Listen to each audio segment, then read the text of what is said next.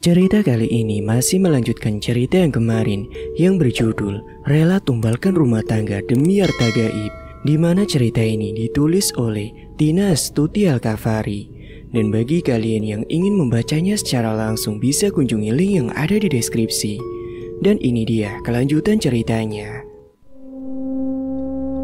Besok paginya, Mirna kembali menyediakan teh hangat untuk suaminya tanpa Imron meminta terlebih dahulu. Bagi Imron saat ini adalah waktu bahagianya. Sama sekali Imron tidak ada prasangka buruk terhadap istrinya tersebut. Menurutnya ini adalah kebahagiaan yang luar biasa. "Makasih Ayang," ucap Imron sembari meneguk teh tersebut sampai tandas. "Iya Mas, mari kita makan dulu," ucap Mirna mempersilakan Imron dengan wajah dibuat-buat semanis mungkin. Dia mengambil makanan untuk suaminya. Imron sangat bersyukur hari ini. Dia tidak mau lagi membuat Mirna marah-marah dan akan menimbulkan keributan seperti biasanya. "Apa Mas lembur lagi?"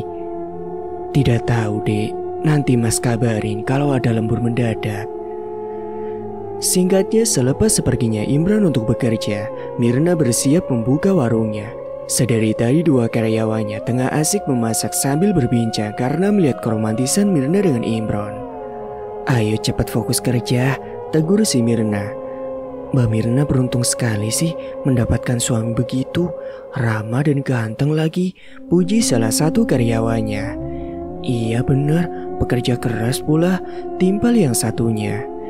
Mirna hanya berdeci pelan mendengar penuturan dua karyawannya tersebut yang sedang memuji suaminya yang dilihatnya tidak ada apa-apanya dibandingkan dengan Wisnu. "Kalau kalian berdua mau ambil aja," jawab Mirna dengan santainya. Mereka berdua hanya tertawa saja mendengar penuturan dari Mirna. Jarang-jarang bosnya bisa bergurau begini. "Gak berani Mbak," seru yang satunya sambil tertawa renyah. Saat di warung, dia sangat disibukkan dengan pekerjaannya yang hanya duduk manis di depan meja kasir.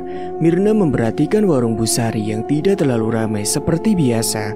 Padahal saat warungnya menjadi sepi, warung Bu Sari lah yang sangat ramai pengunjung. Mirna pun tersenyum sinis sembari menatap Bu Sari yang tengah duduk santai tanpa ada melayani pelanggan satupun. Pikir Mirna pasti Bu Sari kini sedang kesal melihat warungnya sudah kembali ramai. Dia juga tahu Bu Sari kini sudah kalah saing dengan dukunya saat ini. "Rasain lo Bu Sari, pasti sirik banget lihat warungku saat ini kan?" gumam Mirna penuh kemenangan.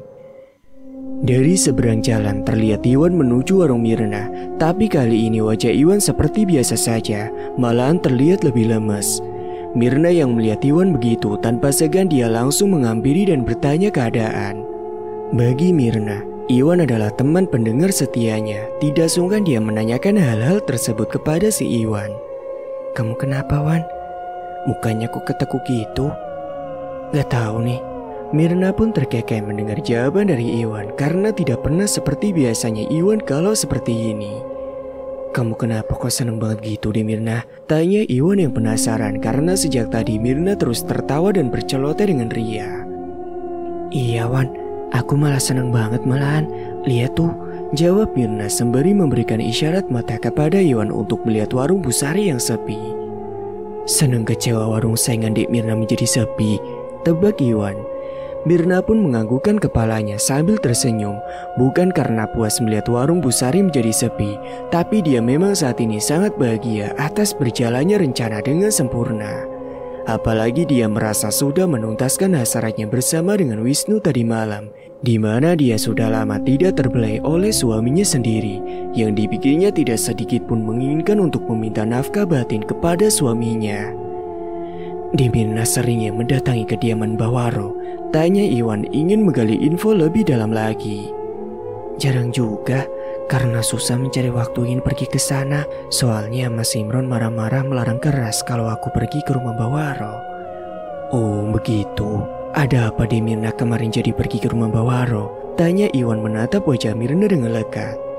"Iya jadi, memangnya kenapa nanya-nanya gitu?"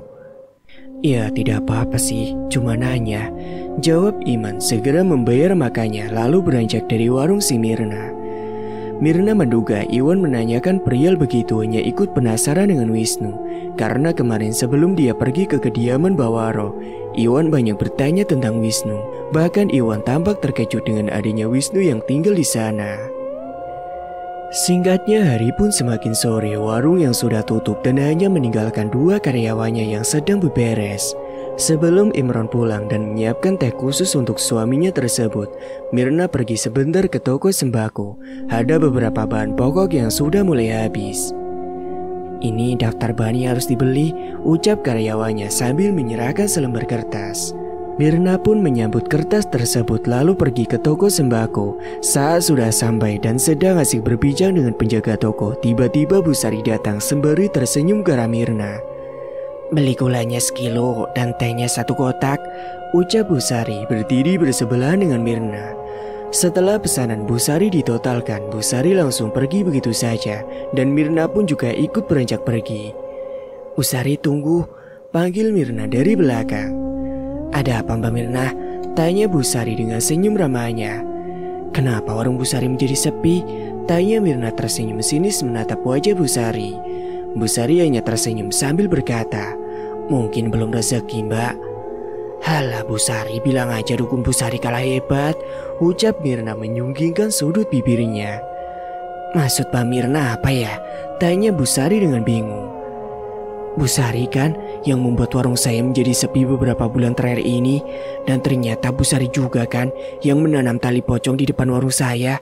Dan tiba-tiba warung Bu Sari yang menjadi ramai. Jujur aja Bu," jelas Mirna menambahkan muka kemarahan kepada wanita setengah baya tersebut.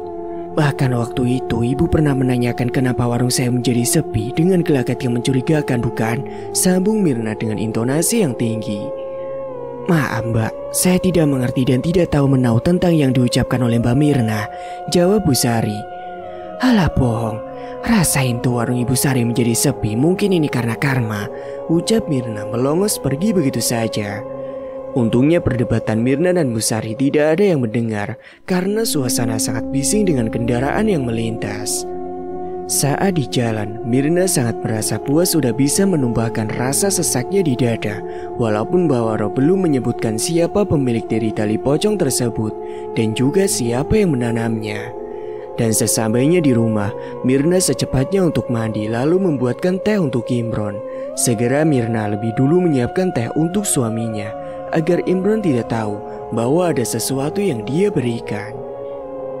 Singkat cerita, 4 hari kemudian, Imron yang selalu meminum teh buatan dari Mirna sudah sangat kelihatan efeknya. Imron kerap kali melamun dan tidak menyaut saat diajak bicara. Kalaupun diminta pertolongan mengambil barang, dia selalu lupa. Bahkan mondar-mandir di dapur saat Mirna menyuruhnya mengambil sebuah pisau. Mirna pun tampak kesal terhadap Imron yang sering pelupa. Bahkan diajak bicara pun hanya diam tidak menanggapinya.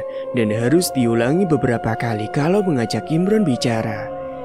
"Ya ampun Mas, kamu ini kenapa sih?" tanya Mirna kesal. "Maaf Dik, mungkin Mas kecapean," jawab Imron merasa bersalah. Mirna pun menduga bahwa ini adalah efek dari ramuan yang diberikan oleh Bawaro. Mirna kira ramuan itu bisa membuat Imron cepat mati, tapi kenyataannya malah membuat Imron hanya tidak fokus dan linglung. Setiap harinya selalu menyusahkan Mirna. Bisa dikatakan Imron tidak ada manfaatnya lagi. Bahkan di kantor pun Imron banyak melamun dan sudah mendapatkan teguran dari bosnya.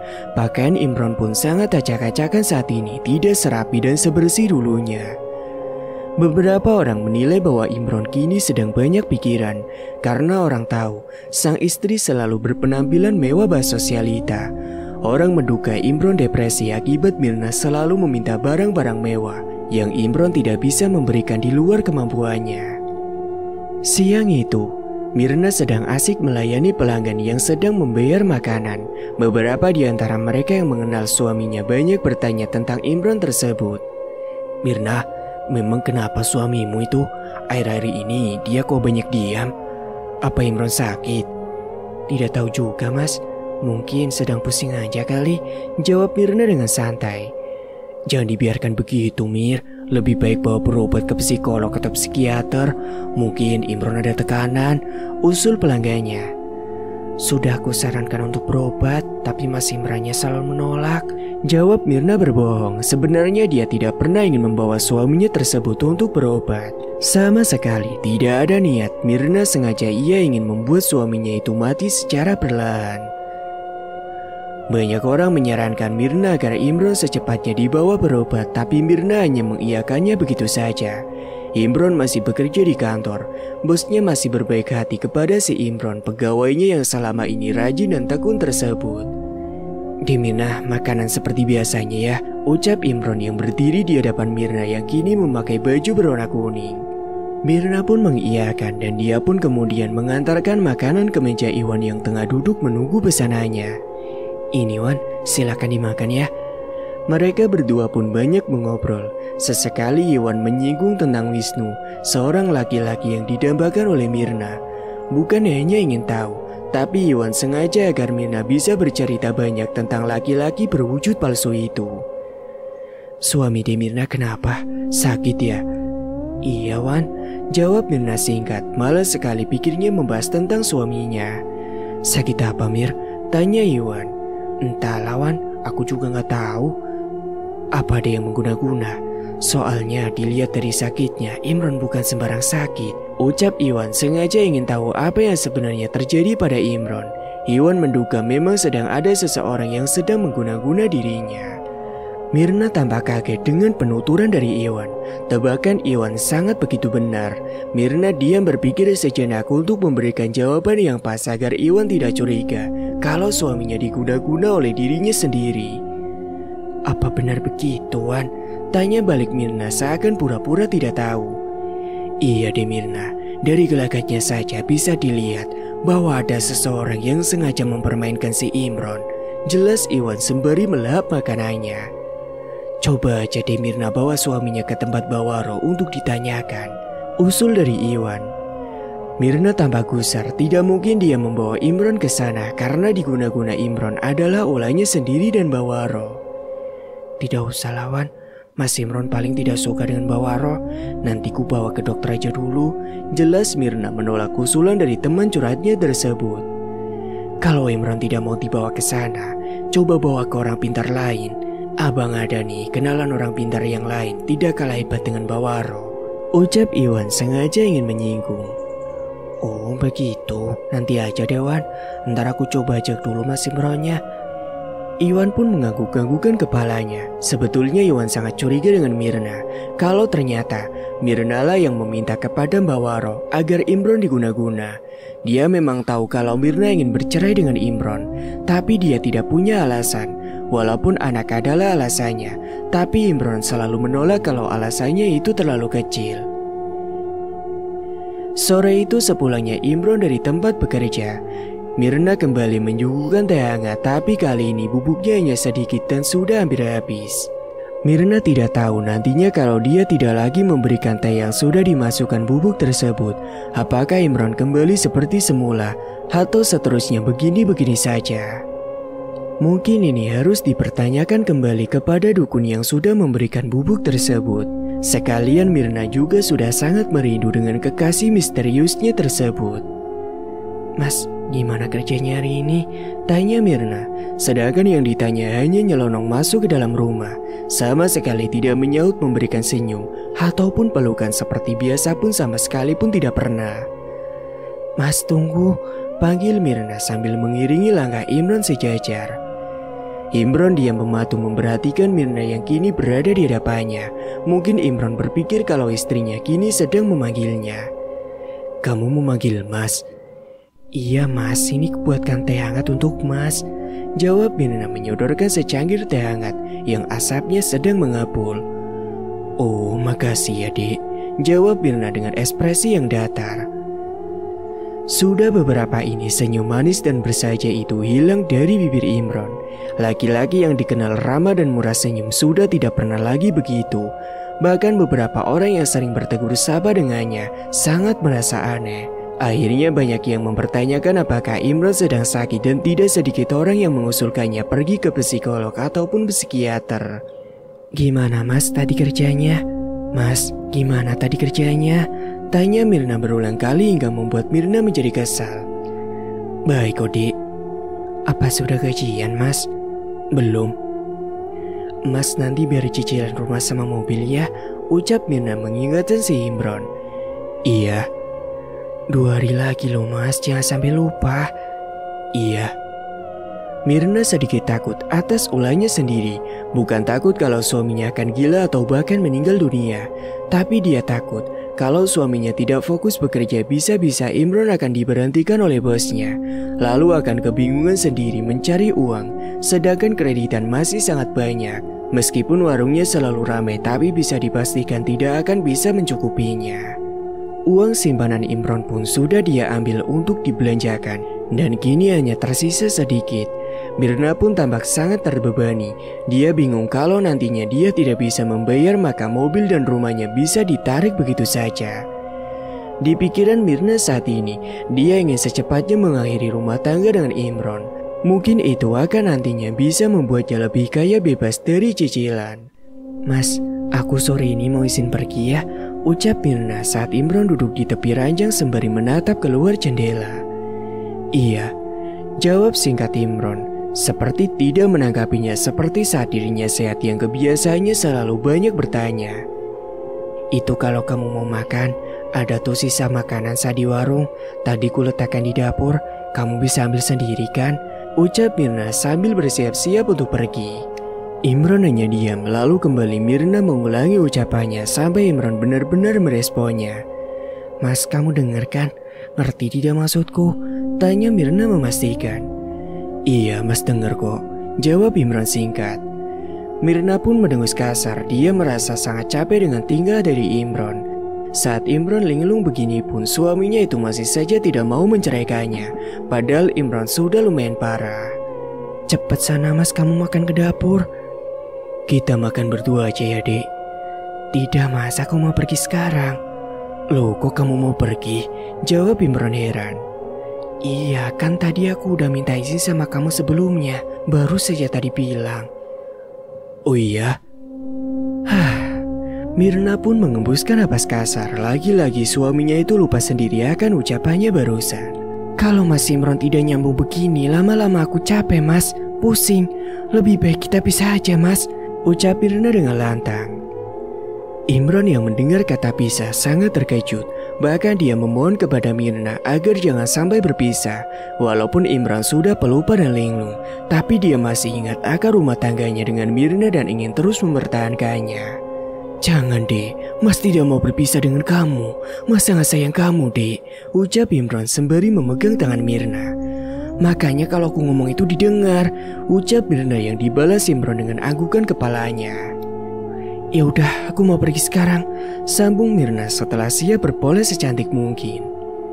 Mirna yang sudah cantik dan rapi, secepatnya melajukan mobilnya pergi ke tempat yang saat ini dia puja-puja. Siapa lagi kalau tidak ke tempat kediaman Bawaro, yang nantinya dia akan bertemu dengan Wisnu. Jalanan yang lengang kini membuat Mirna melesat laju begitu cepat. 1,5 jam yang dia tempuh dan tiba di kediaman Bawaro, menunjukkan waktu sudah maghrib kala itu. Walaupun tidak terdengar suara azan, tapi sudah bisa dipastikan karena langit sudah gelap ditutupi awan hitam. Dan kini tidak seperti sebelumnya, di mana ketika Mirna belum pernah ke sini, dia sangat lama di perjalanan dan sedikit tersesat saat menuju ke rumah dukun Bawaro. Mirna pun turun dari mobil dan segera menuju rumah Bawaro. Sedikit diselimuti rasa takut karena di sekitar rumah Bawaro yang gelap gulita itu dikelilingi banyak semak belukar yang mampu membuatnya bergidik ngeri. Dengan cepat dia pun mengetuk pintu dan memanggil Bawaro sambil menyebutkan namanya agar Bawaro tahu siapa tamu yang kini mendatangi kediamannya. Masuk, tita Bawaro. Maaf mbah, saya datang lagi ke sini, ucap Mirna. Iya, kamu mau apa? Tanya Bawaro belak-belakan. Mirna pun menjelaskan bahwa dia kembali datang ingin kembali meminta ramuan bubuk untuk suaminya. Mirna juga bercerita tentang efek yang kini sudah ditimbulkan oleh ramuan itu. Tapi masalahnya mbah, suami saya masih ingat dan tidak mau menceraikan saya. Padahal sudah beberapa kali saya meminta cerai, jelas si Mirna. Apa cuma itu saja? Tanya balik Bawaro. Mirna pun kembali menceritakan kegundahan hatinya saat ini. Kalau dia dan suaminya bercerai, apa bisa dipastikan Mirna juga dengan cepat bisa memiliki harta gaib tersebut. karena Mirna sangat khawatir kalau dia nantinya tidak akan bisa membayar cicilan rumahnya serta mobilnya. Apa bisa secepatnya, Mbah? Tentu saja bisa, nanti akan saya bantu, jawab Bawaro sembari tersenyum. Setelah berbincang-bincang masalah yang ditakutkan oleh Mirna, kini sesekali Mirna melirik rumah Bawaro sembari memastikan apakah Wisnu ada di sini. Sebaiknya kamu cepat pulang dan berikan ini nanti pada minuman suamimu, ucap Bawaro menyerahkan bontelan kain merah kecil yang entah apa isinya. Apa ini, Mbah? Apa efeknya akan masih sama seperti sebelumnya? Atau bahkan masih langsung meninggal dunia? Lihat aja nanti reaksinya. Sudut pandang Imron. Menjadi seorang suami yang bekerja kantoran pergi pagi pulang sore hingga lupa akan memberikan perhatian kepada istri menjadi tempat untuk berkeluh kesah untuknya. Aku sangat menyesalinya karena selalu disibukkan dengan pekerjaan yang tiada pernah habis. Bukan tanpa alasan aku selalu sibuk bekerja, bahkan kadang mengambil lembur hanya untuk mendapatkan uang lebih demi membayar cicilan setiap bulannya yang mampu membuat pikiranku terganggu, yaitu hanya untuk mengabulkan permintaan Mirna, istriku yang sangat kucintai. Walaupun Mirna juga ikut membayar cicilan, itu pun sedikit lumayan meringankan bebanku karena kami sudah lama menikah tapi belum mendapatkan buah hati. Hingga aku terus menguatkan Mirna agar dia tidak pergi dari sampingku. Mungkin hanya masalah waktu saja, sebab kami berdua sudah periksa ke dokter kandungan dan kami berdua tidak punya masalah apapun. Maka dari itu, aku selalu berharap dan lebih bersabar untuk menunggu kehadirannya. Kerap kali aku lembur dan Mirna merasa kurang kasih sayang serta perhatian. Karena sehabis pulang bekerja, aku selalu kecapean dan tujuan utama hanya ingin merebahkan bobot ini di tempat tidur yang sangat begitu nyaman. Sempat beberapa bulan warung yang dikelola oleh istrinya menjadi sepi. Entah kenapa, padahal kalau masalah rasa masakannya, rasanya enak seperti biasanya. Hingga saat itu Mirna sangat resah, sedangkan kebutuhan hidup terus melonjak naik karena istriku itu hobi berbelanja, apa yang dia mau pasti dibelinya. Aku seorang suami hanya mengiyakan saja dan memberikan kepuasan secara materi, karena itu adalah hiburan satu-satunya Mirna untuk menghilangkan rasa sepi sendirian di rumah. Sejak warung Mirna menjadi sepi, maka awal mula aku merasa kini Mirna sudah mulai berubah. Tapi aku menyemangatinya dengan kata-kata sabar. Aku tahu Mirna sangat dekat dengan seorang kuli bangunan yang bekerja tidak jauh dari rumah kami. Dan itu adalah pelanggan setia Mirna. Namanya adalah Iwan. Sejak dari awal aku merasa laki-laki itu menatap Mirna sangat berbeda. Hingga kulihat sampai sekarang mereka sangat akrab. Aku yang sibuk kerja dan kalau malam hari aku cepat tidur. Bahkan saat Mirna berbicara tentang masalah apapun tidak jarang aku ketiduran karena kelelahan bekerja setiap harinya. Aku tahu mereka berdua sering ngobrol saat di warung dan mereka pun masing-masing sangat terbuka. Mirna yang ku tahu hobi ngobrol, mungkin dia sering menceritakan tentang rumah tangga kami yang kini mulai renggang. Keseringan curhat dengan Iwan dan berkeluh kesah tentang warung yang kini menjadi sangat sepi. Maka Iwan memperkenalkan dengan seorang dukun. Dan sejak hari itu, Mirna terus meminta izin agar warung kami diperiksa kepada dukun tersebut. Yang kata Iwan, beliau adalah seorang yang sangat begitu hebat. Dari awal aku tidak setuju untuk mendatangi tempat dukun itu. Tapi Mirna terus memaksa hingga aku mengiyakannya dan akhirnya kami pun pergi berdua. Dan betapa dibuat terkejutnya kami saat tahu ada tali pocong yang tertanam di depan warung kami. Dan sewaktu pulang dari tempat dukun itu, secepatnya kami menggali tanah itu dan ternyata benar memang adanya. Kurasa itu sangat aneh karena tanahnya pun seperti baru saja digali. Sesuai kesepakatan, barang tersebut kami bawa ke tempat Bawaro lagi untuk dijadikan apa oleh beliau. Kami berdua tidak tahu menau, tapi yang kudengar akan dibakar oleh beliau. Dan sejak saat itu beliau kembali menjelaskan bahwa ada harta gaib yang terkubur di bawah sana yang katanya jumlahnya sangat begitu banyak. Mirna yang saat itu sangat percaya, lalu dia pun menggebu-gebu ingin mendapatkannya dan dengan serius Bawaro menyebutkan sebuah syarat yang tidak masuk akal, yaitu kami berdua harus bercerai terlebih dahulu agar bisa mengambilnya. Aneh menurutku, dan aku pun tidak pernah menyetujui dengan syarat yang diajukan oleh beliau. Kami berdua yang tidak pernah sebelumnya ada niatan untuk bercerai. Sejak saat itu, aku merasa Mirna sering marah-marah. Dan pada saat kami berantem, dia selalu meminta cerai. Aku tahu istriku sudah terperdaya dan sangat percaya akan dukun itu. Tapi Mirna sangat susah untuk dikasih tahu dan selalu membantah. Pernah suatu ketika aku pulang kerja yang awalnya bos memintaku untuk lembur, tapi bos batalkan. Sedangkan aku sudah izin kepada Mirna kalau pulang sangat telat. Tapi di luar dugaan, aku pulang di jam yang sama seperti biasanya. Saat hampir sampai di pertigaan menuju rumah, aku melihat sebuah mobil dengan nomor plat yang sangat kuhafal melaju dengan kecepatan tinggi memasuki jalan menuju pedesaan. Aku tahu saat itu Mirna ingin pergi kemana. Tapi tidak salahnya aku pun mengikutinya hingga tiba di mana dia akan bersinggah. Dan benar ternyata dia pergi ke kediaman Bawaro. Sempat juga aku mendengarkan pembicaraan mereka yang mana Mirna mengeluhkan tentang diriku yang tidak bisa memberikan seorang keturunan anak. Hingga mengeluhkan tentang diriku yang tidak ingin menceraikannya. Walaupun dia sudah berulang kali meyakinkanku masalah harta gaib yang nantinya kalau bercerai hartanya akan dibagi 2 rata. Namun aku yang kekeh tidak pernah percaya dan tidak ingin bercerai dengan Mirna. Sangat marah atas perlakuan Mirna yang setiap harinya selalu membahas keuntungan yang akan didapat nantinya. Dan sejak saat itu, aku tahu Mirna selalu pergi diam-diam ke tempat Bawaro. Entah apa saja yang mereka bicarakan, aku tidak tahu. Tapi aku tidak hentinya selalu mengingatkan Mirna agar tidak percaya lagi dengan dukun tersebut. Tapi saat diajak bicara, Mirna selalu membela Bawaro bahkan memuji kehebatan dukun itu. Saat di warung pun Mirna sudah bisa dipastikan selalu curhat kepada Iwan tentang harta goib atau bahkan hal lainnya. Hingga ku tahu Iwan sangat senang dengan apa yang diceritakan oleh Mirna. Sedangkan perlakuan Iwan denganku saat kami bertemu atau hanya berpapasan saja, Iwan selalu tampak tersenyum kepadaku yang hanya ku tanggapi demikian juga.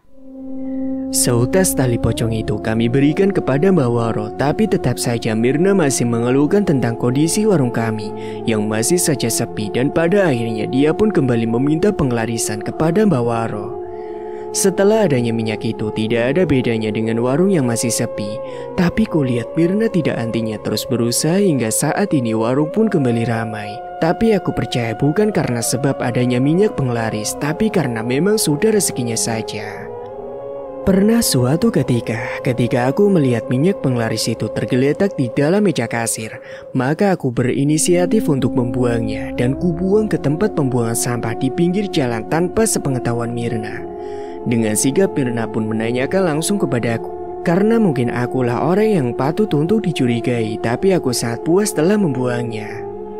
Bukan Mirna namanya kalau tidak berusaha kembali untuk memiliki minyak itu.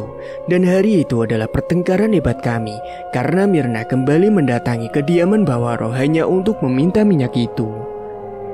Sungguh di luar dugaan dan anehnya saat aku menyusul Mirna ke tempat Bawaro, karena sejak pertengkaran itu Mirna tidak kunjung pulang hingga aku mencarinya langsung ke tempat Bawaro. Dengan perasaan marah aku melihat mobil Mirna terparkir di depan rumah Bawaro. Dengan membabi buta, aku pun berteriak dan menggedor pintu rumah beliau dengan sangat kasar. Sebenarnya kalau bisa, aku ingin mendobraknya langsung begitu saja. Saat pintu terbuka ternyata Mbak Waro yang membukakannya, tapi anehnya yang membuat aku tercengang, Mirna malah keluar dari kamar Mbak Waro.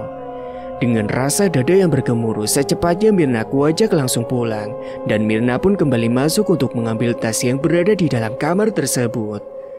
Kurasa Mirna tidak melakukan hal aneh apabila dengan dukun ini. Entah bagaimana perasaanku saat ini tentunya sangat marah besar. Ada banyak pertanyaan yang hinggap di kepalaku. Salah satunya ingin menanyakan Mirna sedang apa di dalam kamar tersebut. Singkatnya sesampainya di rumah memang sempat kutanyakan, tapi Mirna menjawabnya bahwa dia hanya beristirahat sejenak menenangkan hatinya. Aku pun mencoba untuk percaya dengan istriku dan meminta maaf terlebih dahulu kepadanya karena aku merasa memang akhir-akhir ini seringkali marah-marah dan bersuara nyaring kepada si Mirna. Setelah aku meminta maaf dan berjanji tidak akan pernah marah-marah lagi, walaupun gimana pun perilaku Mirna sebisa mungkin amarahku ini kuredam. Setelah aku terus bersabar dan terus membujuk Mirna agar jangan lagi datang ke rumah Mbak Waro dan jangan pernah percaya lagi dengan beliau, akhirnya Mirna pun mulai berubah sedikit demi sedikit. Bahkan makanan dan minuman yang sebelumnya sudah lama tidak pernah dia suguhkan lagi, kini waktu-waktu itu sudah terkembali. Dalam beberapa hari terakhir ini saat aku pulang bekerja, Mirna selalu menyambutku dengan manis serta membawakan aku secangkir teh hangat sebagai penghilang dahaga dan capek. Pagi-pagi pun Mirna juga selalu menyeduhkan minuman untukku yang kadang kopi ataupun teh hangat, ditambah penampilan Mirna yang sangat cantik serta manis hingga membuat aku bersemangat pergi bekerja. Walaupun Mirna selalu menolak ajakanku untuk berhubungan suami istri dengan alasan capek karena seharian dia disibukkan dengan menjaga warungnya, aku pun memahami atas alasan itu. Mungkin karena sudah lama tidak menuntaskan hasrat itu, akhir-akhir ini aku sering pusing dan tidak fokus. Bahkan saat Mirna ataupun temanku mengajak ngobrol, aku selalu kebingungan dan tidak begitu ingin mendengarkannya. Kata temanku, aku sudah berubah, linglung dan sering tidak nyambung. Padahal aku merasa biasa saja, hanya mereka yang aneh menurutku. Bukan satu atau dua orang yang menyebutku sudah gila karena perilaku yang nampak berubah jauh. Maka di antara mereka sering menyuruhku untuk berobat. Tapi aku selalu menolak karena sayang uangnya. Mirna pun juga sepertinya enggan untuk mengajakku berobat. Itulah alasannya membuat aku malas. Kembali ke sudut pandang si Mirna. Apa ini mbah? Apa efeknya akan masih sama seperti sebelumnya? Atau bahkan masih langsung meninggal dunia? Lihat aja nanti reaksinya. Mirna pun menganggukkan kepalanya, tanda dia mengerti akan maksud dari Mbak Waro. Mirna masih terdiam di tempat duduknya, sesekali celingak-celinguk mencari keberadaan si Wisnu. Ada rasa sungkan untuk menanyakan Wisnu kepada Mbak Waro yang terlihat enggan untuk berbicara lagi. Apakah kamu ada yang ditanyakan lagi? Enggak ada mbah. Ya sudah, saya langsung pamit pulang aja, jawab Mirna merasakan hatinya gelisah karena yang diimpikannya ingin bertemu Wisnu. Tapi Mbak Waro seolah tidak mengerti akan gelagatnya. Mirna pun pulang dengan perasaan yang mengganjal, menyesal karena tadi kenapa dia tidak menanyakan langsung kepada Mbak Waro keberadaan keponakannya yang tampan itu. Mirna berpendapat bahwa Wisnu adalah keponakan dari Mbak Waro, karena kalau dikatakan anak, Mirna tidak percaya karena tidak mirip sama sekali, kecuali Wisnu adalah anak angkat. Sesampainya di rumah, dia melihat sang suami mondar-mandir di depan pintu seperti ada yang dipikirkan. Mirna tahu bahwa Imron saat ini sedang linglung kebingungan. Mas, kamu nungguin aku pulang? Sapa Mirna sembari melangkah menghampiri Imron. Hah? Iya, aku sedari tadi nungguin kamu, jawab Imron bingung dan tidak merasa apa yang dia lakukan sejak tadi. Oh, aku langsung masuk istirahat aja ya mas, ucap Mirna masuk ke dalam rumah yang diikuti oleh Imron dari belakang. Besok paginya, Mirna beraksi kembali memberikan minuman yang telah dicampurkan dengan ramuan yang tadi malam diberikan oleh Mbak Waro. Setelah diminum oleh Imron, tapi tidak sama sekali menimbulkan apapun. Imron masih sama seperti sebelumnya, berlaku aneh seperti orang linglung. Kalau diajak bicara masih nyambung saja. Hari terus berlalu hingga 1 minggu bahkan 1 bulan. Setelah rutin minuman itu dia suguhkan kepada suaminya, kini Imron sudah istirahat dari pekerjaannya karena selalu tidak fokus. Bahkan beberapa rekan kerja Imron menceritakan suatu kejadian saat di kantor kepada Mirna tentang apa saja yang dilakukan oleh Imron. Maaf Mbak Mirna, sebaiknya secepatnya dibawa saja Imron berobat. Waktu itu, Imron cuma tiduran aja sering di kantor. Diajak ngobrol juga tidak nyambung. Makanya Mas Imron diberhentikan oleh bos. Jelas rekan Imron yang sewaktu berkunjung ke rumah Mirna ingin melihat kabar Imron. Oh begitu ya, saya juga bingung kepada Mas Imron kenapa begitu. Bahkan akhir-akhir ini, dia tidak pernah lagi ngasih saya nafkah. Biar segala cicilan hanya mengandalkan usaha jualan saya. Jelas Mirna berbohong. Bahkan Mirna teramat senang setelah mendengar penuturan sang rekan kerja Imron itu, bahwa ramuan yang diberikan oleh Mbak Waro bekerja dengan baik. Kalau Imron sudah tidak sanggup lagi memberikan nafkah lahir maupun batin, maka dia adalah jalan menuju sebuah perceraian yang telah diimpikannya. Setelah berbincang lama dengan teman kantor Imran, Mirna pun mempersilahkan temannya itu untuk masuk melihat keadaan Imran yang kini tengah rebahan dengan tatapan kosong menatap dinding. Banyak perubahan dari Imran yang sangat nampak, salah satunya badan yang kurus, wajah menjadi sangat tirus dan kelihatan lebih tua. Sesekali Imran mengedipkan matanya yang terlihat memerah itu. Melihat teman kerjanya yang sedang sakit, entah sakit apa, bahkan tidak mengenali sedikit pun tentang temannya yang datang menjenguk. "Mas, ini ada teman kamu datang," ucap Mirna sembari duduk di tepi ranjang dan berusaha membantu Imran untuk duduk. Mirna melakukan ini sangat telaten kalau ada orang lain yang datang untuk melihat kabar Imran. Dia sangat berusaha sebaik mungkin untuk menjadi istri. "Gimana kabar Mas Imran?" tanya rekan kerjanya. Imran hanya menatap sekilas, selalu menganggukkan kepalanya sembari berkata, "Baik. Aku kesini hanya ingin menjenguk sebentar dan mau memberikan titipan dari bos. Katanya kalau sudah sembuh kamu boleh kerja lagi," tutur rekannya itu. "Wah, terima kasih ya, bilangin sama bosnya juga ya mas," cerocos si Mirna. "Iya, terima kasih banyak," sahut Imran datar. Singkatnya, sepulangnya rekannya itu, Mirna membuka amplop yang cukup tebal tersebut sambil tersenyum lebar. Dia berinisiatif akan membelikan HP untuk Wisnu. Dia yakin sepertinya Wisnu tidak memiliki HP. "Disimpan Mir uangnya. Sekarang mas tidak bekerja dulu sementara," ucap Imran sembari memijit kepalanya. Mirna hanya menganggukkan kepalanya lalu meninggalkan Imran yang sedang duduk di kamar seorang diri. Saat Imran sakit-sakitan, Mirna sangat leluasa pergi keluar rumah menghabiskan waktu untuk jalan-jalan dan bertemu dengan teman-temannya. Mirna akan menjadwalkan pergi ke tempat Bawaro seminggu sekali untuk bertemu dengan Wisnu. Setelah hubungannya nanti berakhir dengan Imran, maka Mirna akan mengajak Wisnu tinggal bersama dengannya di kota. Dan minggu sore ini adalah jadwalnya pergi ke tempat Bawaro. Ada kebahagiaan tersendiri bagi Mirna, walaupun perjalanan yang dia tempuh memakan waktu yang lumayan jauh. Sementara itu di tempat yang berbeda, Iwan tampak kesal lagi-lagi Mirna kembali menemui Wisnu yang mana itu adalah Bawaro yang menyamar menjadi Wisnu. Iwan yang berambisi ingin memiliki Mirna malah ditikung oleh sang dukun cabul itu. Sore hari itu juga, Iwan tidak tinggal diam. Dia juga pergi ke tempat dukun yang mungkin jauh lebih sakti daripada Bawaro. Iwan yang sangat marah sudah menceritakan masalahnya kepada dukun barunya itu yang akrab dipanggil Ki Darmo. Ki Darmo yang mendengar penuturan Iwan hanya tersenyum saja sambil berkata, "Baik, akan saya coba agar Mirna tidak punya hati lagi kepada Wisnu yang mana adalah dukun cabul itu." "Saya rasa Ki Darmo jangan sampai ikut tergoda dengan Mirna perempuan yang sangat saya sukai itu," ucap Iwan mewanti-wanti Ki Darmo.